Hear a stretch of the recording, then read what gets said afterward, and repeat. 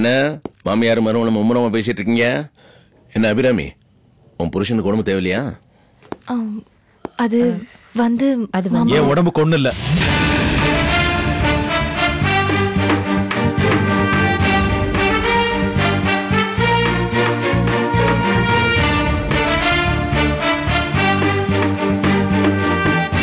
நான் நல்லா தான் இருக்கேன். அபிராமி பொய் சொல்லிருக்கா. என்னங்க என்னங்க நீ சொன்ன பொய்ய நானும் சொல்லுமா? என் மனசுதான் சரியில்லை. டேய், நான் தாண்டா உங்க அப்பா கிட்ட அப்படி சொல்ல சொன்னேன். அது உங்க தப்புமா? இனிமே அனாவசியமான பயத்துக்கோ கோவத்துக்கோ ஆளாக நான் தயாரா இல்ல. எனக்கு ரத்தம் ஓடுது. நானும் மனுஷன் தான். அவர் போன் பண்ணிருந்தாரு. செல்லுல அவர் நம்பரை பார்த்து வேடனே நானே கட் பண்ணேன். என்ன ஆபீஸ் போக பிடிக்கல, போகல. இப்ப யார் என்னங்கிறீங்க? மதன். ஆமாப்பா, இத நேரடியா சொல்லணும்னு நினைச்சா சொல்லிட்டேன்.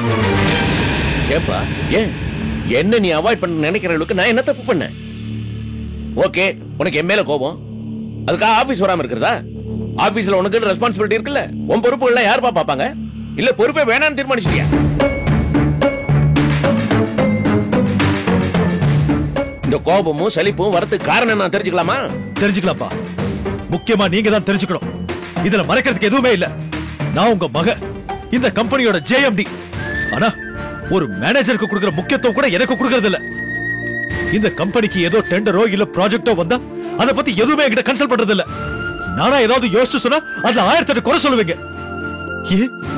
ஒரு மக ஏதாவது சாதிச்சு தான் அப்பா கிட்ட பாராட்டு வாங்கணும்னு எனக்கு ஆசை இருக்காதா? ஆனா நீங்க தான் என்ன மதிக்கிறதே இல்லையே, என் வார்த்தைக்கு முக்கியத்துவம் கொடுக்கறதே இல்லையே. ஒரு உயிரை கொல்றதை விட மனுஷனோட உணர்வை கொல்றது பெரிய பாவம்பா. உங்களுக்கு தான் மத்தவங்கள பத்தி மத்தவங்க உணர்வை பத்தி கவலையே இல்லையே. மதன், குறுக்க பேசாதீங்கப்பா. நீங்க மட்டும் இல்ல, யாருமே பேசக்கூடாது. முதலாளியோ இல்ல தொழிலாளியோ, தந்தையோ இல்ல மகனோ, யாரா இருந்தாலும் எதிராளியோட கருத்தை கேட்கணும். தோளுக்கு மிஞ்சினா தோழன் நீங்க தானே சொன்னீங்க. ஆனா இன்னும் என்ன தோளை தூக்கி வச்சுக்கிற குழந்தைய நினைச்சா எப்படி? எனக்குன்னு ஒரு ஆசை, கணிப்பு, முடிவு, சந்தோஷம் எதுவுமே இருக்க கூடாதா? நான் என்ன தஞ்சாவூர் பொம்மையா தலையாட்டுறதுக்கு? ஏதாவது ஒண்ணு செய்யறதா இருந்தா முதல்ல தனக்கு பிடிக்கணும். அப்பதான் மனுஷனுக்கு ஒரு திருப்தி. கடமைக்கு செஞ்சா ஒண்ணு இருக்காது, கட்டாயத்துக்கு செஞ்சா ஒண்ணுமே இருக்காது. எதுலயும் உங்க domination. What do you mean by domination? கத்தாதீங்கப்பா. எல்லாத்துலயும் உங்க டாமினேஷன் தான். அதுல மறைக்க எதுவுமே இல்ல. மத்தவங்க ஆசைப்படி ஏதாவது நடந்திருக்கா?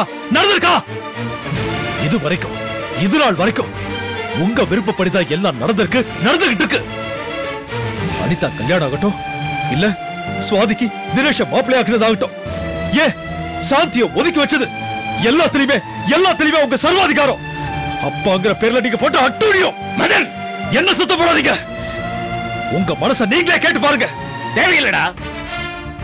நான் யாருக்கு அவங்க எதையும் கேட்க தேவையில்லை. இங்க எல்லாம் ஏன் இஷ்டப்படிதான் நடக்கும். நான் வச்சதுதான் சட்டம். என்ன தட்டி கேட்க ஒரு வயலுக்கு உரிமை கிடையாது. ஏன்னா இது நான் உருவாக்கின சாம்ராஜ்யம். சின்ன வயசுல 10 பைசாக்கு நான் பட்ட கஷ்டம் எனக்கு தாண்டா தெரியும். அதுக்கப்புறம் ரத்தமும் வேர்மையை சிந்தி ஒவ்வொரு ரூபாயா சேர்த்து இந்த கம்பெனி நான் உருவாக்கி இருக்கிறேன். இன்னைக்கு நானும் இந்த கம்பெனி இவ்வளவு தூரம் வளர்ந்துருக்கணும்னா அதுக்கு என் முரட்டுத்தனம் தான் காரணம். எனக்குன்னு சில நம்பிக்கைகள்லாம் இருக்கு. அதை யாருக்காக நான் விட்டு கொடுக்க தயாரா இல்ல. என்னோட சாமர்த்தியத்துல ஒரு பங்கு கூட ஒரு வயலுக்கு இல்ல. எதிர்த்து பேச வந்துட்டான். சாமர்த்தியம் இருக்கான்னு ஒரு சான்ஸ் கொடுத்து பார்த்தா தானே தெரியும். ஆனா நீங்க எல்லாத்தையுமே நீங்க தானே பார்த்துட்டு இருக்கீங்க. ஒரு டிரைவர் கூட கிளீனர் நம்பி வண்டியை கொடுப்பான், காஜா தக்கிற பையனை நம்பி டெய்லர் துணியை கொடுப்பான். ஆனா நீங்க நம்பணும்பா, நம்பி பொறுப்பை கொடுக்கணும். அப்ப நாங்க செய்யலனா நீங்க திட்டத்துல நியாயம் இருக்கு. எதுவுமே கொடுக்காம திட்டினா என்ன அர்த்தம்? இதுக்கு பேர் தான் சர்வாதிகாரம், டிக்டேட்டர்ஷிப். ஆமாடா, நான் டிக்டேட்டர் தான். உன்னெல்லாம் நம்பினா என்னடா நடக்கும்பா, நடக்கும். நடந்து முடிஞ்சது கூட எனக்கு தெரியும். ஒரே நாள்ல முடிச்சு கொடுக்க சொன்னீங்களே ப்ராஜெக்ட், அதை முடிச்சு கொடுத்தது கூட உங்க மகன் தான். உங்களால ஒதுக்கப்பட்ட கார்த்திக், என் தம்பி. அவன் என்ன விட அழகா நீங்க சொன்ன வேலையை முடிச்சு கொடுத்திருக்கான். நான் சத்தமா பேசுறதால உங்களுக்கு கோபம் வரலாம். ஆனா கொஞ்சம் என்ன புரிஞ்சுக்கங்க. நான் கேட்கறது எல்லாமே எனக்குன்னு ஒரு தனித்துவம் வேணும். அதனால உங்க பேரை நான் கெடுத்துட மாட்டேன். என் வார்த்தைக்கு ஒரு மரியாதை வேணும். அதுவும் நீங்க கொடுக்கணும். இல்ல வேற மாதிரி யோசிக்க வேண்டியதா இருக்கும். டேய், என்ன அந்த நிலைமைக்கு ஆளாக்கிடாதீங்க. என்ன இப்படி பாக்குற? இவன் இப்படி பேசிட்டு போனதுனாலயோ அவன் ஏதோ செஞ்சான் நானு, அதனாலயோ எனக்கு எந்த வித லாபமும் நஷ்டமும் கிடையாது. என் வண்டி பாட்டுக்கு என் ரூட்ல ஓடிக்கிட்டே தான் இருக்கும்.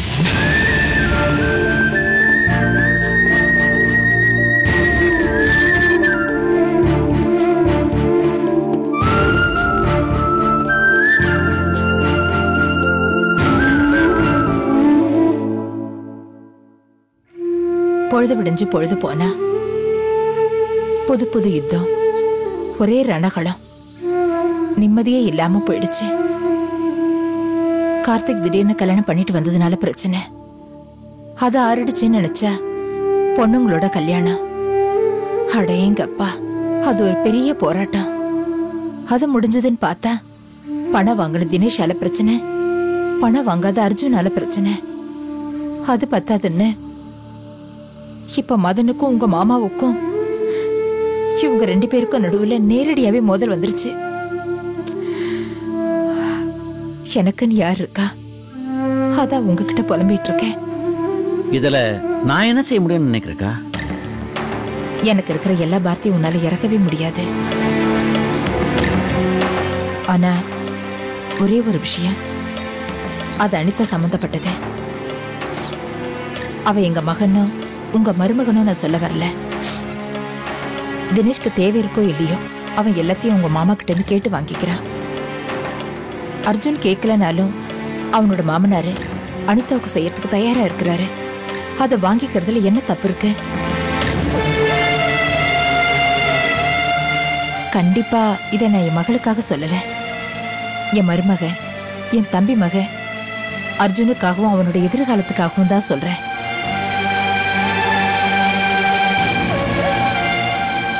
மாமனார் பணத்தை கேட்க கூடாதுன்னு அவன் எடுத்த முடிவு சரிதான். ஆனா அவரா கொடுக்கும்போது ஏன் வாங்கிக்க கூடாது?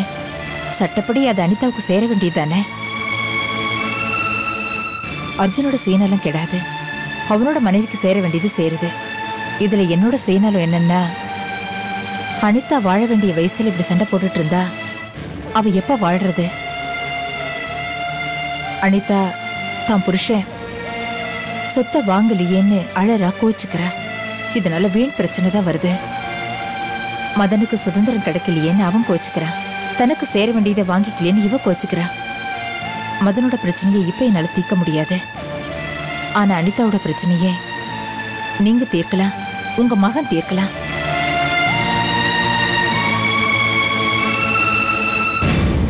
என்னங்க யோசிக்கிறீங்க? அண்ணி இவ்வளவு தூரம் சொல்றாங்கல்ல, நம்ம அர்ஜுன் கிட்ட பேசலாங்க. அக்கா அவ்வளவு தூரம் பேசின பிறகு நான் பேசுறது முடிவு பண்ணிட்டேன் லட்சுமி. ஆனா அர்ஜுன்கிட்ட எப்படி ஆரம்பிக்கிறதுன்னு தான் யோசிச்சுட்டு இருக்கேன். எப்படியாவது பேசி ஒரு நல்ல முடிவுக்கு வாங்கப்பா. நான் வரேன். சரிக்கா. வரேன் லட்சுமி.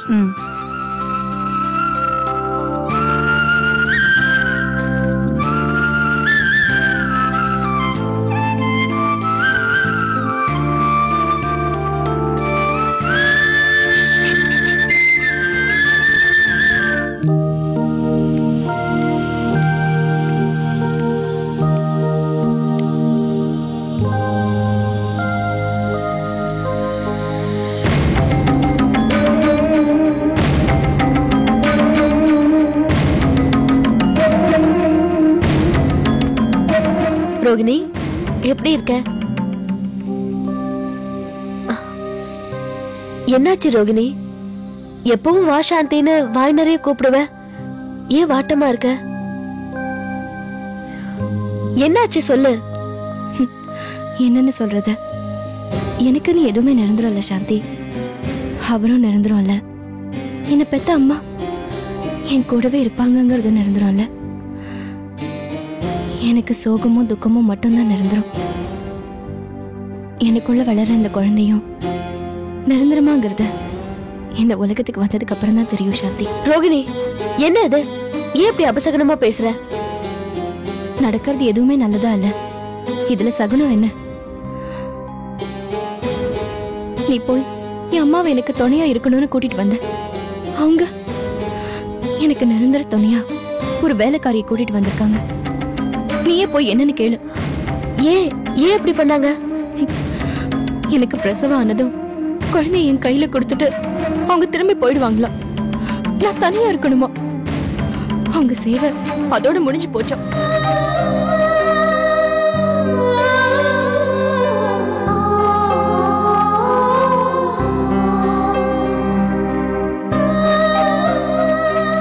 பிறக்கிற குழந்தையோட என்னையும் சேர்த்து ஆயுசு பூரா பாத்துப்பாங்கன்னு நினைச்சேன். ஆனா அந்த பாசத்தோட ஆயுசு சில மாசம்தாங்கிறப்போ மனசுல எப்படி நிம்மதி வரும் சாந்தி?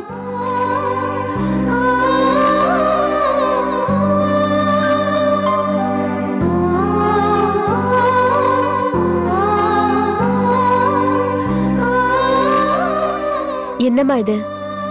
உங்க மகளை பாக்குற பாசத்துல வரலையா? சேவன் தான் செஞ்சுட்டு போக வந்தீங்களா? ஏமா அப்படி சொன்னீங்க?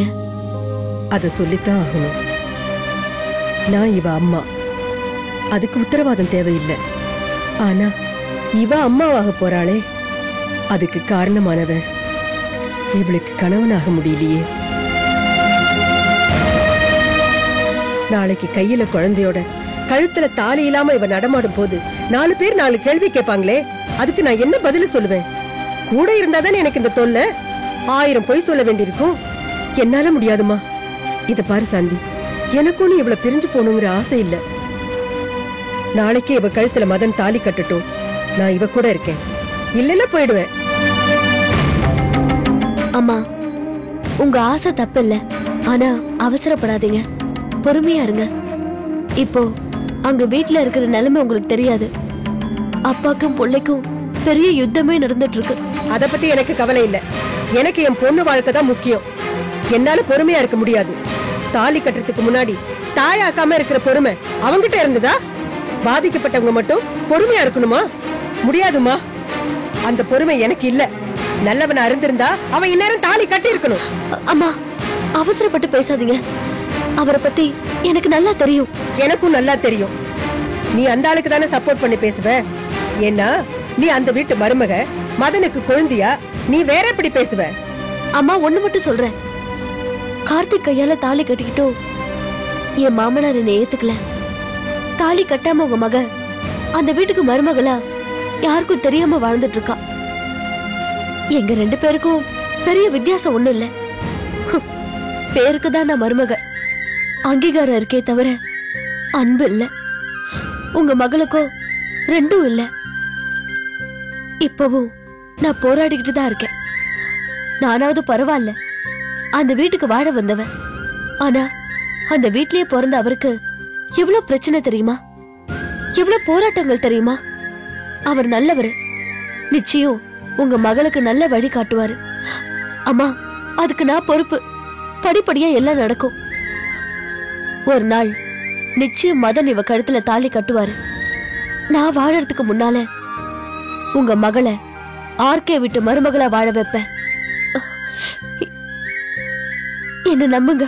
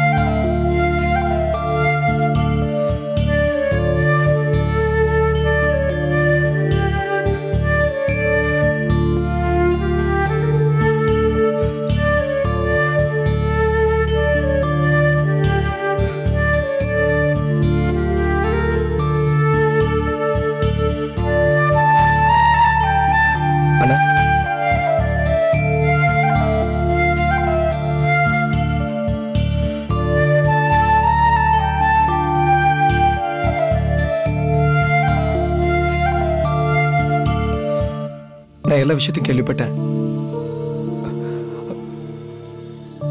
நீங்களும் அப்படி பேசிருக்கீங்க. நீங்க அப்பா கிட்ட போய் இப்படி எல்லாம் பேசுவீங்கன்னு என்னால நினைச்சு பார்க்க முடியலண்ணே. இருந்தா ரொம்ப பொறுமையா இருக்கீங்க,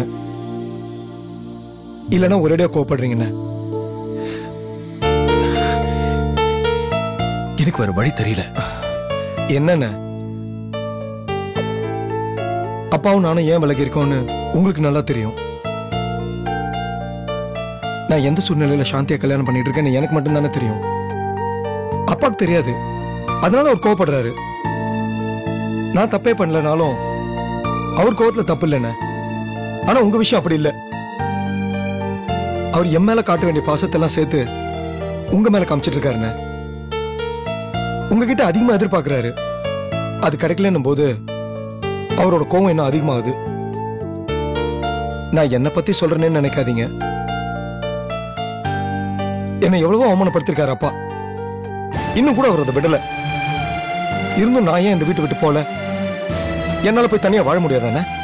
கண்டிப்பா முடியும். ஆனா நான் ஏன் இந்த வீட்டை விட்டு போகல?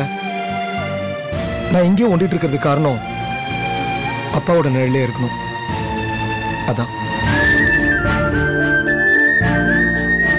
அதுக்காக என்ன பணிஞ்சு போக சொல்றீங்க? பணிய வேணாண்ண, ஆனா பணிவு வேணும். இங்க பாருங்கண்ண, அப்பா தாம் தூம்னு குதிக்கிறாரே தவிர அவர் மனசுலயும் எவ்வளவு காயங்கள் இருக்குண்ண. உங்களுக்கு வாரிசு இல்ல. என் கல்யாணம் இந்த மாதிரி ஆயிடுச்சு. அர்ஜுன் அவர் பேச்ச கேட்கல. தினேஷ் வாதிய சந்தோஷமா வச்சுக்கல. இந்த மாதிரி பல காயங்கள் அவர் மனசுல இருக்குண்ண. இது எல்லாத்தையும் அப்பாவால் தாங்க முடியுமாண்ண? நீ கோச்சிக்கலாம், விலகலாம். என்ன ஒரு கோச்சிக்கலாம், விளக்கலாம். ஆனா நாமெல்லாம் அவரை கோச்சிக்க கூடாதுண்ண. ஏன்னா அவர் உழைப்பாளி. 4 பேருக்கு ஆர்டர் போட்டு அவர் காரியத்தை சாதிச்சவர். அது அவர் குணம். அது கெட்ட குணம் இல்லையா? தன்னை மீறி எதுவும் நடக்கூடாதுன்னு அப்பா நினைக்கிறாரு. அதுல எந்த தப்பும் இல்லையா? ஒரு நாள் கூட ஏதோ ஒரு காரணம் காட்டி பார்ல போய் குடிச்சிட்டு வந்துட்டீங்க. அதே மாதிரி அப்பா குடிச்சா நம்ம குடும்பம் என்ன இருக்கும்? சில கடவுளுக்கு கற்பூரம் ஏத்துறோம், சில கடவுளுக்கு காவு கொடுக்கிறோம். அதெல்லாம் நம்ம மனசு பொறுத்ததுன்னு. இப்ப இருக்கிற சூழ்நிலைக்கு நீங்க அப்பா விட்டு விலக கூடாது.